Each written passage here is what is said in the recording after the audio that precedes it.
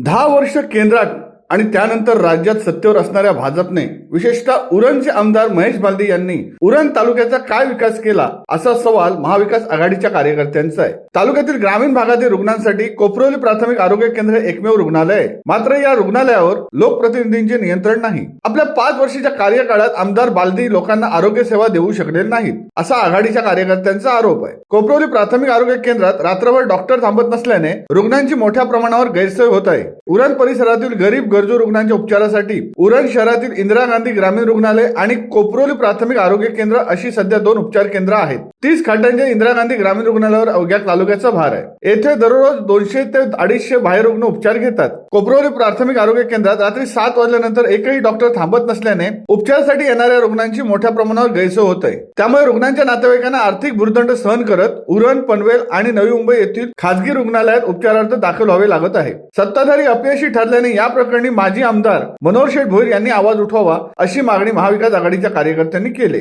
कोपरोली प्राथमिक आरोग्य केंद्रात सध्या फक्त 2च महिला डॉक्टर कार्यरत आहेत, मात्र दोन्ही महिला डॉक्टर रात्री 7 नंतर थांबत नाहीत। यामुळे रुग्णांची गैरसोय होत आहे। दरम्यान रुग्णांची गैरसोय दूर करण्यासाठी प्रयत्न सुरू आहेत अशी माहिती डॉक्टर राजेंद्र इट्टीकरे, तालुका वैद्यकीय अधिकारी, पंचायत समिती उरण यांनी पत्रकारांना दिले।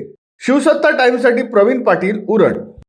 दे धडक बेधडक वृत्त देणाऱ्या आपल्या शिवसत्ता टाइम्स न्यूज चॅनलला लाल बटन दाबून सबस्क्राईब करा आणि बेल आयकॉनला क्लिक करायला विसरू नका।